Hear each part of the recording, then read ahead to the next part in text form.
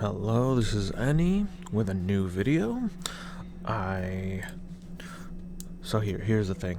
I played the entirety of Mouse PI for Hire in just 2 days, 17.9 hours, and I was mostly kind of speedrunning it in a way, but I was also, appreciating the voice acting, which, oh my god.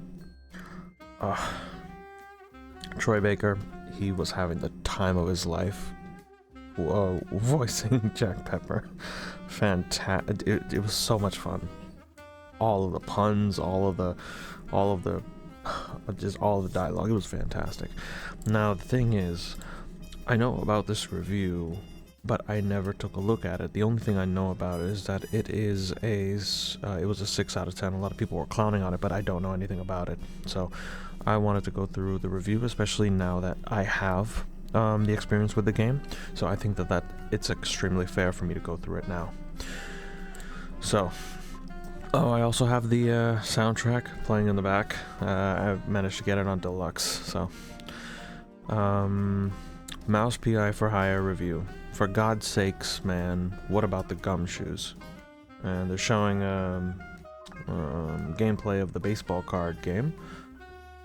I love noir, I'll take all kinds, the hard-boiled detective, the seedy crime story, neo-noir, classic pulp, you name it, I'm buying. So when Mouse PI for Hire sauntered onto my screen the way Issa walks into Rick's in Casablanca, I was pretty excited about it. But noir isn't just an aesthetic to be thrown on like an old coat as you're leaving your office at the behest of a leggy blonde. While Mouse PI for Hire clearly understands the style and tropes of classic noir films and novels, as well as 1930s cartoons more broadly, it doesn't seem to get why those things are there, or how they are used to tell compelling stories. By fusing a hard-boiled detective mystery with a fast retro-style FPS, developer Fumi Games has made a shooter that is thematically incoherent with the apparent aspirations of its story, contradicted at every point by the actual action. Of all the Steam libraries and all the PCs in the world, Mouse PI for Hire walked into mine, and I wish I liked it more than I do. Mouse follows Jack Pepper, a private eye in a world where everyone is a mouse, after Wanda Fuller from the Mouseburg Herald sets him on the case of a missing magician. As you'd expect, that spirals into a much larger conspiracy that includes an attempt on a mayoral candidate's life and racially motivated mouse-on-mouse violence as bigger mice oppress the smaller shrews. Same as it ever was, even in Mouseburg, and the requisite twists and turns you'd expect from any good detective story make this tale solid enough. Yeah, because the story was really good. It was well written. I thought that it was really nice how there were just so many different little tales, like split ends where the story would move over to. And then once you bring it all together, everything suddenly makes sense. Probably the only weak thing about the game is probably the literal Deus Ex Machina. They actually call it that in the game. If you played the game, you know exactly what I'm talking about. I thought that was a little cheap, but it's like, with cartoon logic, it makes sense at least. So that's why I kind of don't like. I'm not against that. What bothers me, however, is how overly referential so much of it is. What? What? No, you're kidding. You're kidding, right? This is a world of mice, so everything is about cheese, everything. A bad guy, he's a cheese-legger. Run into a lady mouse with a sultry voice, it'll be described as a gorgonzola picante slapped on a mozzarella platter. Someone needs to assure you they're telling the truth, they'll swear on Mama's cottage curds. This is charming initially, then it never stops. Everything is a reference to the fact that everyone is a mouse and mice like cheese. And when it's not, instead, it'll be a reference to an old cartoon or the fact that this is a video game. I mean, look, I can understand getting annoyed by it, but when you go into a game called Mouse PI for Hire, and it's a very tongue-in-cheek noir story, then you kind of have to expect that it's gonna be relentless with the puns and the jokes. But and it's like, what's wrong with referential humor? I can understand if it's like in your face, or if it's a little distracting, or if it like takes away from the experience, but in my opinion, none of the referential things in the game felt out of place, except for, I mean, this is a bit of a, I don't even know if this is really fair, but obviously the level in hell is obviously a reference to Doom, but I also think that is also appropriate because there were so many black and white cartoons that did go to hell, actually. Like they had devils and stuff. I mean, even with Cuphead, Inkwell hell. So I think that even such a big glaring reference like that, it's not necessarily a bad thing. I think it fits the theme, in my opinion. Okay, I'll continue. Where was I? I was right here. Okay, I should have probably guessed the former when one of the first things I saw was a steamboat named Willie. But at least that and the spinach power-ups that give you Popeye arms is cute. Recalling the Igor joke from Young Frankenstein, not so much. I mean, I personally haven't seen Young Frankenstein. I've always been meaning to, but I mean, it's not. Okay, that joke did like overstay its welcome, but I feel like the game is so long that it's not necessarily a bad thing. Because there's so many other jokes. I think the best example that I can give is probably something huge like Lego Batman or The Naked Gun, where they just throw joke after joke after joke after joke at you. Like, even if a joke doesn't land with you, it doesn't matter, because by the time you've felt that you didn't like the joke, there's 3 other jokes that did land with you. So it's distracting you from that bad feeling. So I think it's kind of like that. I feel like it's like that. And it doesn't end there. Run into a series of robot boss fights. Jack will say that he hopes they don't rule of 3 this thing, which of course is exactly what happens. No, I thought that was charming. I thought that was a really I thought that was a really, like, a cute little charming bit. Especially when the very stereotypical noir detective is calling out, like, a trope. That's... I wasn't against that. If you're looking for the cheese-legging form, and Jack will quip that he doesn't look much like a boss, more like a mini-boss. And then laugh as a Jones joke. No, I love that joke. I love that joke, personally. I loved it. The voice actors, led by Troy Baker, do an admirable job with what they have, but nothing in Mouseburg is allowed to just be. It has to be a mouse reference or a literally cheesy one-liner or a reference to something else. It's hard to care about anything in Mouse PI for Hire because it never stops making jokes about everything. It just wants to remind you of other better things. Surely that's enough, right? No. Here's the thing. It might remind you of other things, but it's like the game itself also has such snappy combat, such tight combat throughout the game, where there's so many different options for weapons, and this is one of the first situations where it actually makes sense that a character has so many weapons, because it's just, you know, cartoon logic, right? So it's just, I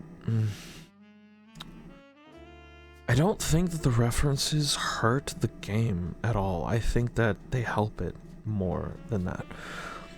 Okay, Mouse is the latest in a recent wave of boomer shooters, and it's a decent one. Okay, I mean, alright. At least the shooting is better. This is the latest in a wave of boomer shooters inspired by old school FPSs like Doom or Quake, and it's a decent one at that. You start with a pistol and Jack's fist, but you'll soon acquire a shotgun, dynamite, a James gun, which is his Tommy gun, and more unique stuff like the Devarnisher, which shoots what looks like Elmer's glue that melts the flesh from your enemy's bones, leaving only a skeleton. Throw in stuff like a double jump, dash, spinning tail for hovering, and a slide, and Jack's got some stylish moves when the bad guys show up. This isn't Quake, but it does feel good. It doesn't hurt that at all. All of it, from reload animations to random conversations, is rendered in an absolutely gorgeous black and white mix of sprite work and 3D models. The world building may be thin, but Mouse PI for Hire is still dressed to the nines. Okay. So we completely agree with that the combat is fantastic, and the animation for the guns, the reloading, it's very satisfying.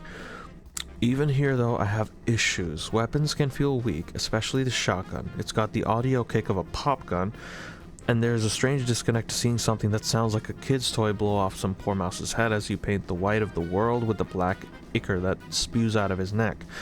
Enemies mostly come out of doors marked with a skull that you can't enter, robbing those areas of anything remotely resembling a sense of place.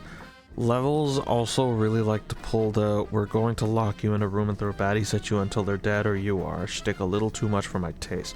None of this is ever game-breaking. Mind, the combat is fundamentally good enough to carry you to the end of the roughly 12-hour campaign, but sometimes it feels like being at a show that's never quite bad enough to leave. But at least on the normal difficulty, health items are so generous there's rarely a challenge. Wait a second, so...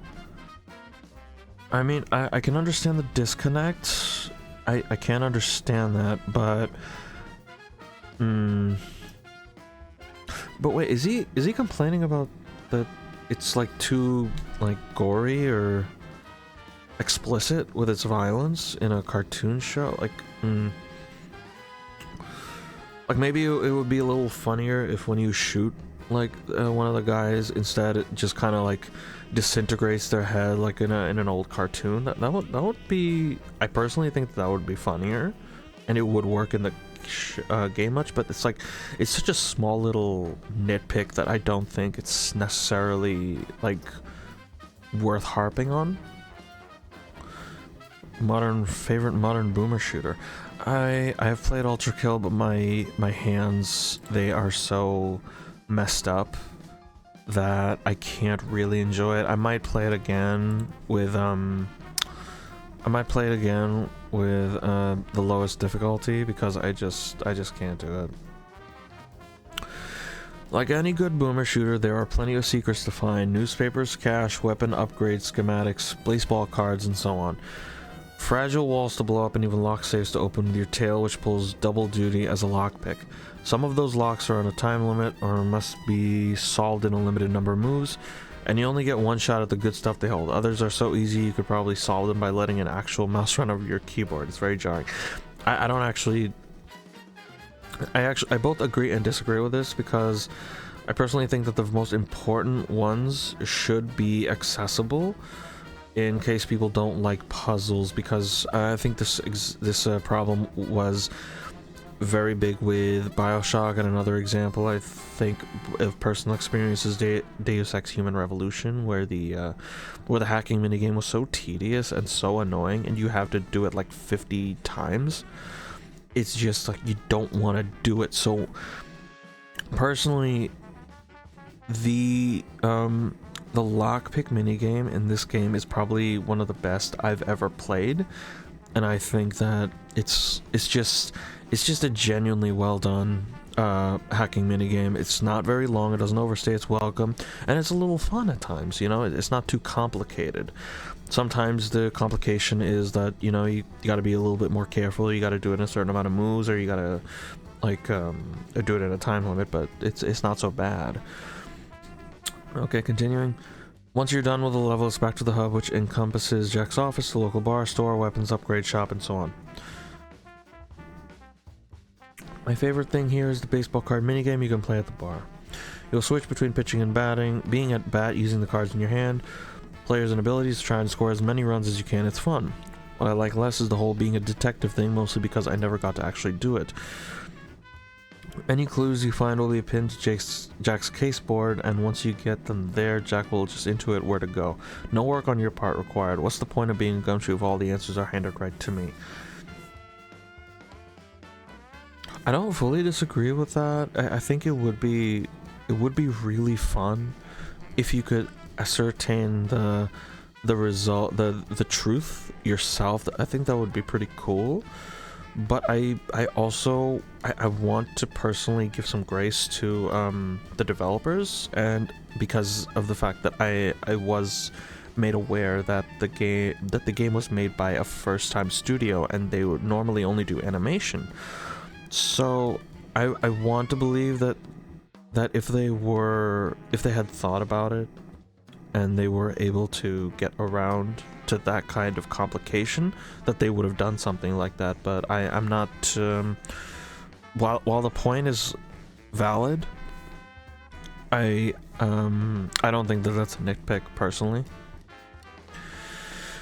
That brings me to one of my major problems with Mouse PI for Hire. Look, I hate to be the guy who brings up ludonarrative dissonance in a video game review in the year of our Lord 2026, and if you're rolling your eyes right now, I can't blame you.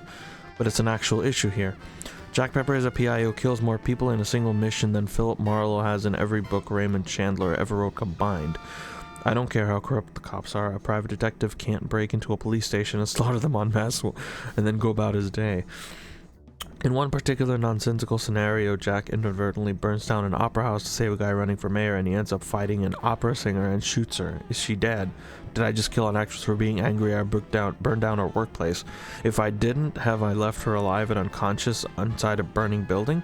Mouse PI for Hire doesn't tell me and doesn't seem to care either way. Okay, if you want to go into very specific, like, little bits that bother you, I can understand this. On the one hand, it's just a boomer shooter. It's just kind of what the game is. But I guess I never really thought about it. The opera singer really doesn't. Just kind of shows up out of nowhere. But I don't think that's worth disliking the game. I don't think that. I think it's mostly just confusing if you put some thought into it, I guess. The disconnect here matters because you spend a lot of time talking about these characters and Jack's motivations. None of this is to say that noir cannot or should not be violent, but that violence usually has a purpose. Much of Elliot Chase's seminal novel Black Wings Has My Angel is about robbing an armored car, but the book builds to that. It's a big deal when it finally happens, and the characters have to reckon with the fallout once it does. Jack Pepper, on the other hand, is a walking catastrophe, and nobody in Mouseburg seems to care. He largely gets to go about his business and is portrayed as a down-on-his-luck everyman PI, like the characters who inspired him, when he is, at best, a mass murderer.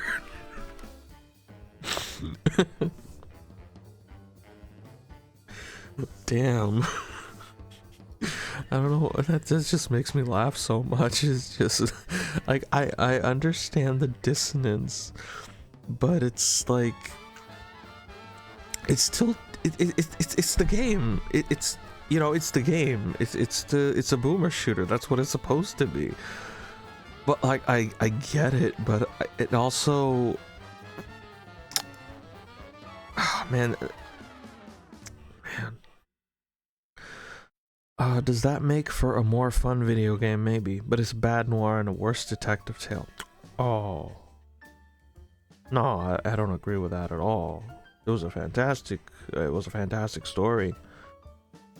In the stories Mouse PI for Hire references, violence is an unfortunate but unavoidable part of the human experience that shatters the people it touches. Here, it's just entertainment, and that weakens the whole concept. They're just unnamed mooks, though. Like, you're trying to. It's like you thought you played this game right after you played Undertale or something, and now you're thinking that, oh, every single character in this game has a wife and kids back at home that he's going to make sad. Like, I think you're overthinking it. I think you're really overthinking it. But Will, this is a goofy Looney Tunes FPS. Why should I care about any of that? And the answer is because Mouse wants you to. It wants you to believe that this is important. You spend a lot of time talking about these characters, about putting together the clues you need to get to the bottom of what's going on, and about Jack's motivation for doing the work. He allegedly needs the money, which both leads to him taking cases and doesn't track when I'm super rich from all the killing. All of that makes a lot less sense after you've gone to Tinsel Brothers Studio and single-handedly eradicated the mob hanging out there. All while doing a bunch of Tomb Raider, Indiana Jones, Conan the Barbarian impressions, as everyone says you should be an actor. Give this guy a week on the job as chief of police and Mouseburg would be the safest city in the world because nobody would be left alive to commit crimes in the first place. Oh my god. It's hard to buy Jack as the regular guy who needs to gather evidence. I'm told he is, when he's just wiped out the local police department, you know? Verdict: Mouse PI for Hire nails the aesthetics of both the 1930s cartoons and the detective stories that inspired it, but it's also an amusing boomer shooter that largely feels good as you're playing it. But its haphazard marriage of noir storytelling tropes and shooter gameplay are often at odds with each other in uncomfortable ways that weaken both aspects. And the writing is so busy making references to other things that it's actually painful to sit through at times. This FPS is solid enough if you just want to blast some cartoon mice and not think about it too hard, but once you do, all you'll see are the seams where disparate ideas have been fused together. No trench coat can hide the stink of that moldy cheese. Its review score is 6. Mouse PI for Hire is an amusing enough... Okay, he just said that back there.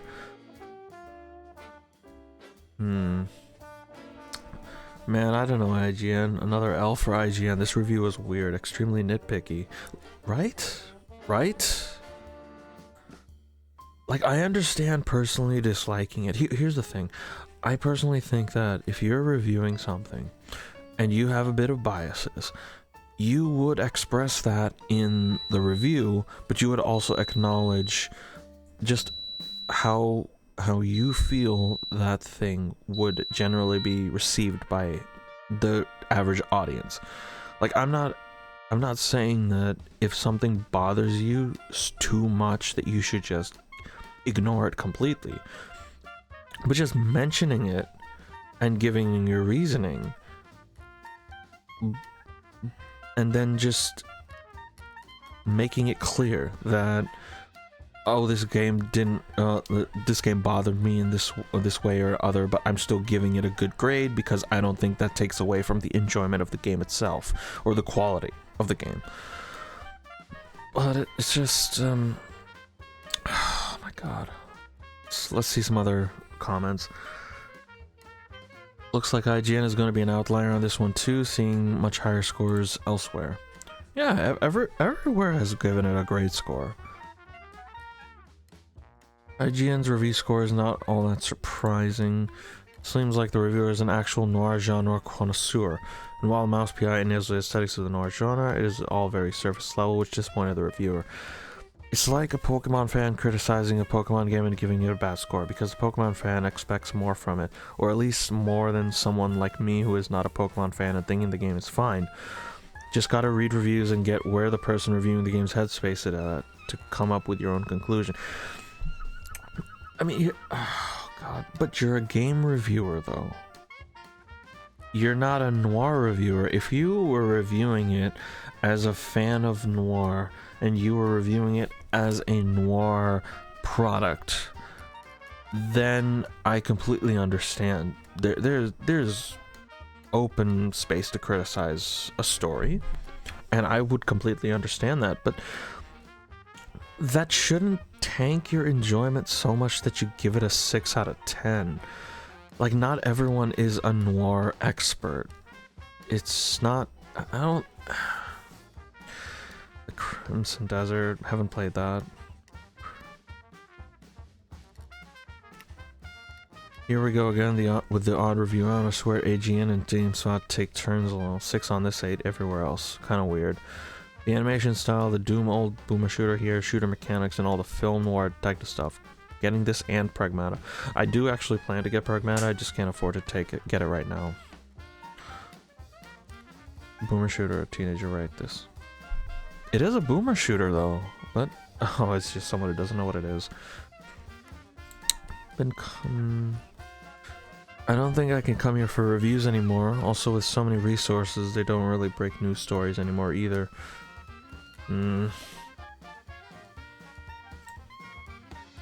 Can't wait to play Saros and Pragmata on my PS5 Pro this month.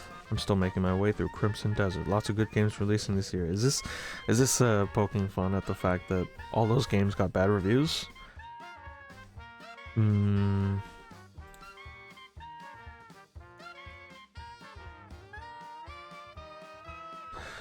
I can understand the criticism, but I still think the review is too low. That said, I'm also not upset the reviewer has a different opinion than me. That's what I like about reviews. It's annoying when people complain, but X game has Y score on Metacritic, so don't listen to this review. If you want every review to just line up with the Metacritic score, which is an average of all scores anyway, then what's the point of multiple reviews? Do you really need 100 plus people to give a game an 8 out of 10? I'd rather have some variation from people with different tastes, different backgrounds, and different skill levels, different genre preferences, so I can see what it is each person likes and dislikes about a particular game. Yeah. I do not hate this person. I am absolutely not going that far, okay? I think that his review is valid. I disagree with it profusely, but I understand. But damn, that was a needlessly harsh review. I don't think Mouse deserves a score this low. I would have accepted a 7.5. I would have understood. I would have gotten it, but God. Oh, all right. I guess that's as far as I'm taking this video. Please, this is a different kind of video for me. It was mostly very impromptu, something that I just really felt like I wanted to do. But if you were sticking around to this entire video, I appreciate you hopping on, and thank you for watching. I hope you all have a great rest of your day.